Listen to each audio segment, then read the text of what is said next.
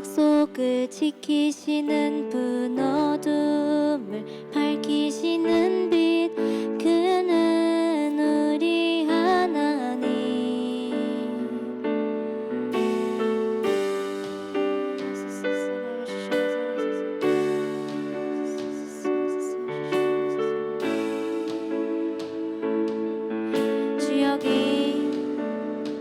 주여기 모든 영혼을 만지시네.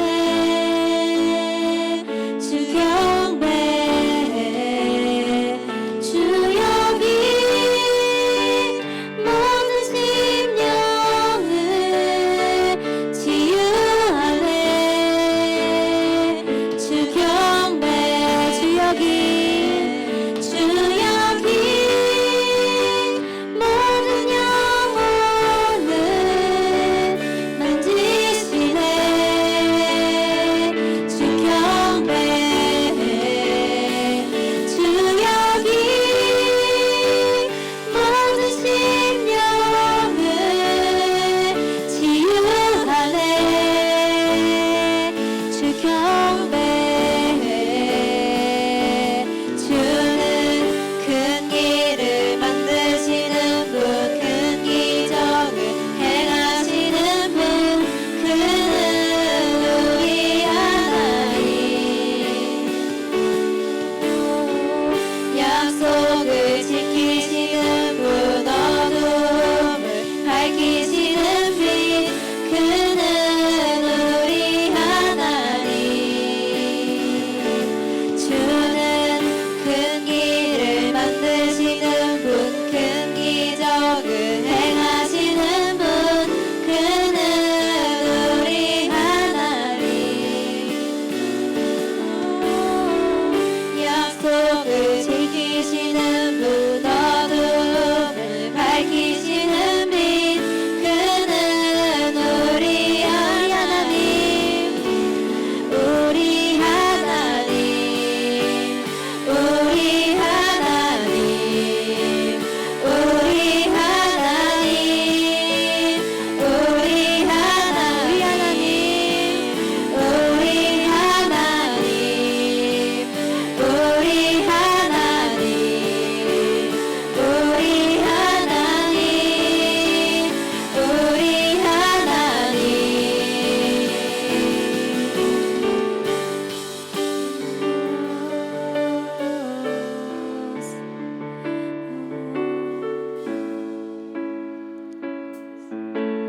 내가 볼 수 없을 때에도, 내가 볼 수 없을 때에도, 내가 느낄 수 없을 때에도, 주는 결코 쉬지 않네. 주는 결코 쉬지 않네.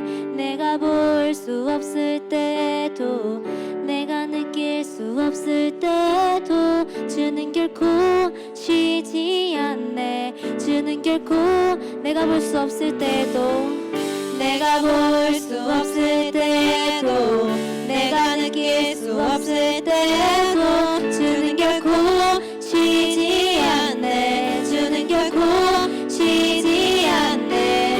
내가 볼 수 없을 때에도, 내가 느낄 수 없을 때에도, 주는 결코 쉬지 않네. 내가 볼 수 없을 때에도 쉬지 않네. 내가 볼 수 없을 때에도, 내가 느낄 수 없을 때에도, 주는 결코 쉬지 않네. 주여기, 주여기 우리의 삶을 새롭게 해. 주 경배해. 주여기 우리의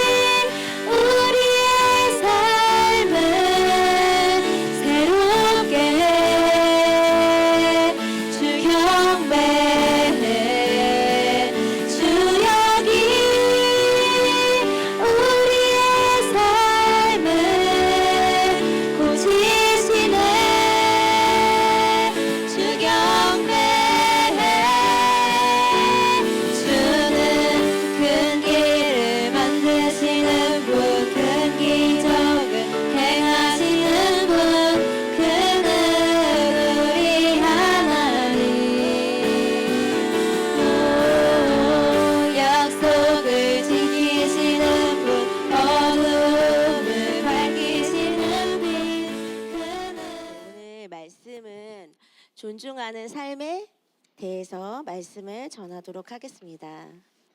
선생님 글씨가 작대요. 저기 PPT가 난 엄청 크다고 생각했는데 안 보이면 안 보이는 대로 우리 진행하겠습니다. 우리가 많이 어떤 상황에서도 존중해야 된다는 건 알고 있잖아요. 존중하다라는 뜻이 무슨 뜻인지 아나요? 네, 상대에 대한 특별한 태도를 가지는 것. 이게 바로 존중하다의 그런 의미가 되는데 우리 세상 사람들은 사람에 따라서 상황에 따라서 우리가 존중할 때도 있고 존중하지 않고 이렇게 무례하게 대할 때도 있고 그렇지만 우리는 누구죠? 영이지만 우리는 그리스도인이잖아요. 그럼 그리스도인도 세상 사람들과 똑같이 어떤 사람한테는 존중한 태도로 상황에 따라서 이렇게 취하고 그리고 또 이건 좀 이래 안 해도 되겠다 이러면 될까요? 네, 우리는 삶의 모든 영역에서 일관되게 존중하는 태도를 취해야 됩니다. 그래서 우리가 어떤 상황이든 상대가 누구이든지 늘 존중하는 마음으로 대해야 되거든요. 그래서 존중하는 삶에는 두 가지가 있어요. 첫 번째 뭐가 있을까요? 네, 그리고 두 번째는 네, 존중하는 삶에는 존중하는 삶만 있는 게 아니라 존귀한 삶도 있어요. 그럼 존중하는 삶은 무엇인가? 글씨가 작네요. 네. 자, 같이 한번 읽어볼게요. 존중하는 삶. 그리스도인으로서 하나님의 말씀을 따라 다른 사람을 존중하며 살아가는 삶. 우리는 하나님의 말씀을 따라 살아가는 그리스도인이기 때문에 우리는 말씀에 따라서 다른 사람을 존중하며 살아가는 거예요. 예전에 왜 이런 말을 해도 되나? 우리는 이제 말씀을 따라 살아가는 거기 때문에 예를 들어서 트랜스젠더라든가 이런 사람들을 저 사람들은 잘못됐어. 막 진짜 이상한 사람이야. 막 이러면서 좀 약간 뭐랄까 혐오하고 약간 이렇게 배척하는 그러니까 우리랑 같이 할 수 없어라고 선생님이 잘못 가져갈 때가 있었거든요. 그게 뭐냐면 좀 이게 존중하는 삶을 제가 잘못 가져가서 그러니까 그 사람들 자체는 존중하지만 그 사람들이 가진 생각은 우리가 옳지 않기 때문에 그 부분에 대해서 구별을 해야 되는데 그냥 그 사람이 잘못된 삶을 살기 때문에 우리랑 같이 할 수 없어 이렇게 생각할 때가 가끔 예전에 어렸을 때는 좀 그런 게 좀 너무 이렇게 있었거든요. 근데 우리는 어떤 상황에서도 사람들을 존중해야 된다고 했잖아요. 그러니까 그 사람들 자체도 존중을 해야 된다는 거죠. 하지만 그들이 가지고 있는 잘못된 생각은 우리가 잘못됐다라고 분명히 말할 수 있어야 됩니다. 자, 두 번째, 그러면 존귀한 삶은 무엇인지 함께 읽어보도록 하겠습니다. 존귀한 삶. 그 결과로 하나님께서 높여주시는 영예로운 삶. 네, 우리가 존중하는 삶을 계속 살다 보면은 하나님께서 그 결과로 우리의 삶을 높여주신다는 거예요. 그냥 우리를 그냥 이렇게 들려 올려 주신다는 거예요. 이러한 삶은 세 개의 단어로 우리가 얘기할 수 있거든요. 첫 번째는 정직과 두 번째는 진리와 그 다음에 성실. 존중하는 삶은 정직하고 신실하게 하나님의 진리의 말씀을 추구하고 그리고 우리가 한결같은 마음으로 그리고 성실하게 바른 길을 선택하면서 걷는 삶이 바로 존중하는 삶이에요. 근데 우리가 이 존중하는 삶은 어디에 세워져야 되냐? 바로 우리가 새로운 피조물의 계시의 말씀 위에서 세워져야 돼요. 그 새로운 피조물의 계시는 무엇일까요? 새로운 피조물의 계시는 무엇인가? 맨날 들었던 건데.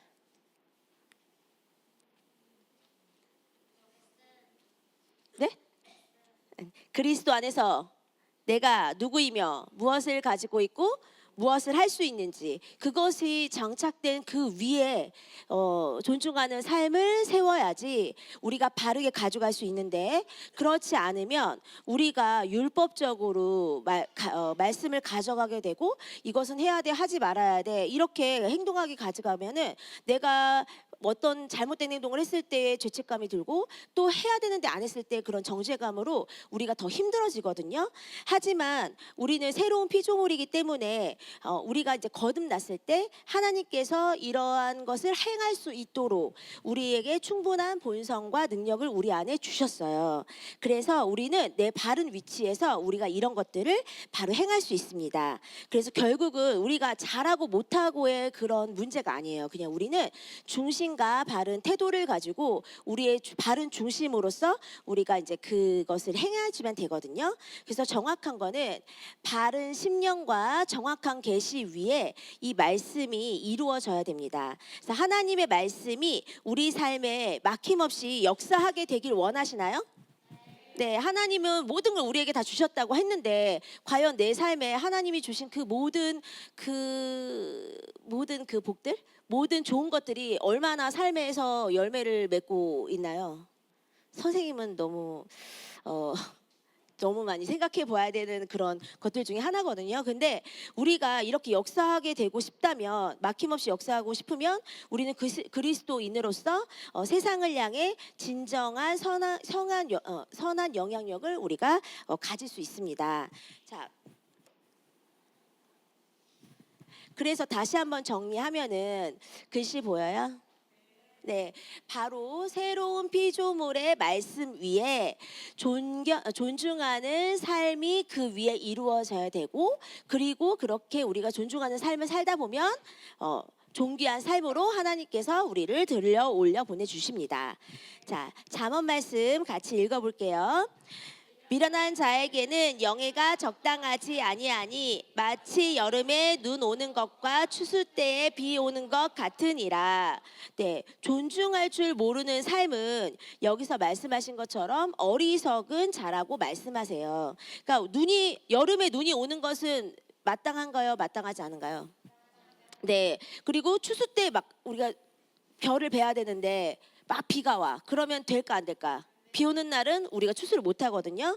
결국은 우리가 함께 있을래야 있을 수도 없고, 함께 있으면 저주가 되고, 이런 존중할 줄 모르는 삶은 이러한 어리석은 자의 삶과 같다라는 거예요. 세상에서는 지식이 많고, 그리고 아이디어가 많고, 좀 이렇게 똑똑하고 막 이런 사람을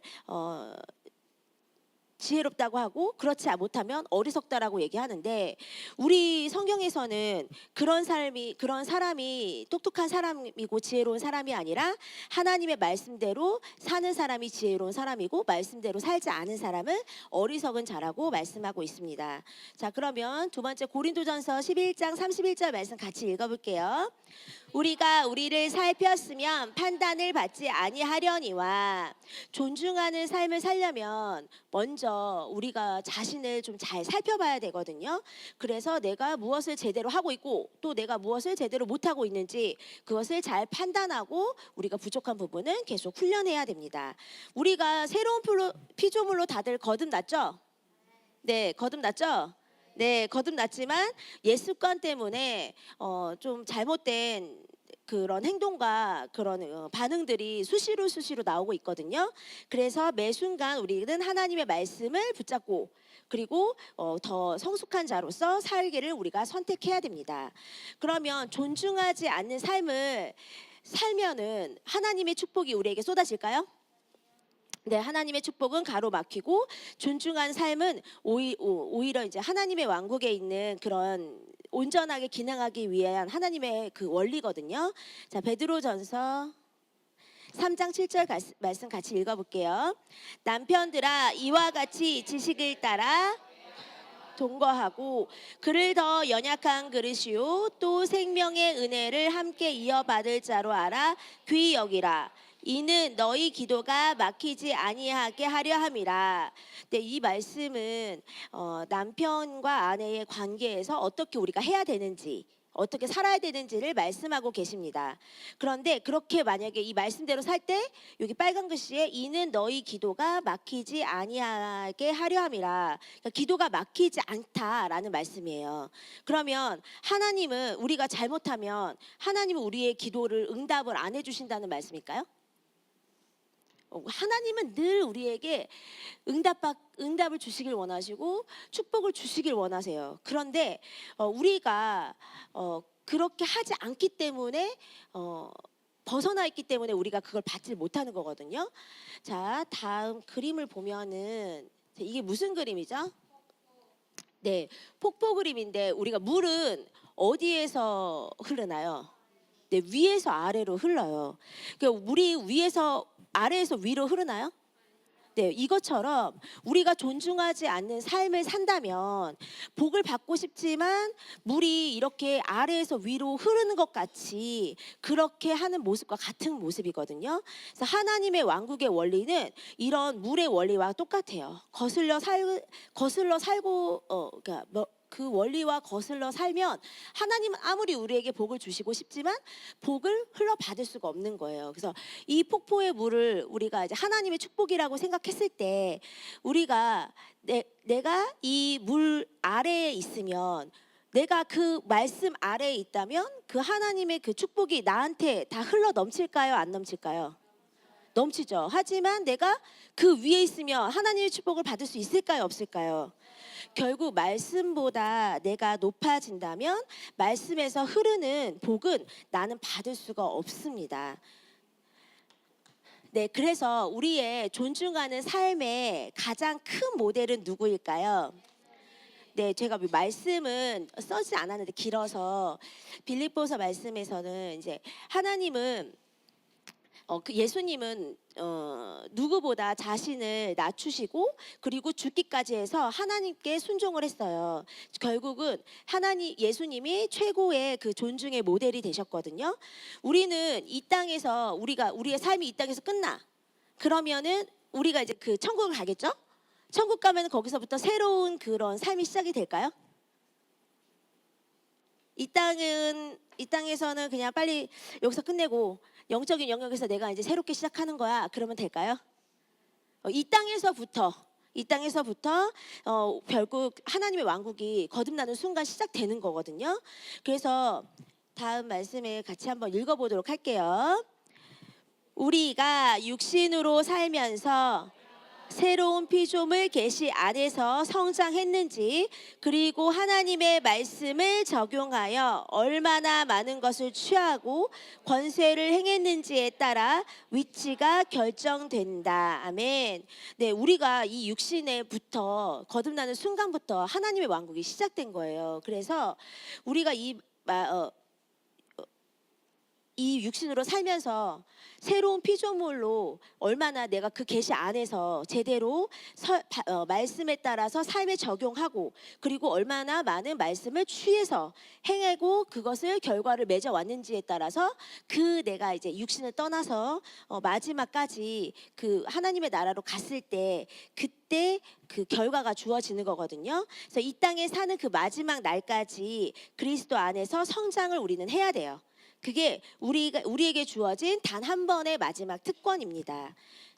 자, 그럼 결국은 우리는 누구나 부르심과 택하심이 있어요. 그러니까 우리 누구는 다 부르셨어요. 그런데 누구나 다 택하실까요? 누구나 다 선택하지는 않는다는 거죠. 우리에게는 누구나 다 부르심이 있지만 우리 모두는 하나님의 계획에 따라 부르심을 가지고 있지만 누구나 택함을 받는 것은 아닙니다. 이렇게 되어 있잖아요. 하나님이 부르셨다고 해서 다 그것이 저절로 하나님은 나를 이거를 부르셨어. 그러면 난 가만히 있으면 그것이 저절로 이루어질까요? 예, 이루어지지 않아요. 그것은 저절로 이루어지는 것이 아니라 우리가 무엇보다 바른 태도를 가지고 그 자리에 합당하도록 내가 스스로 준비를 해야지, 그래야지 하나님이 마지막에 우리를 택하실 수가 있습니다.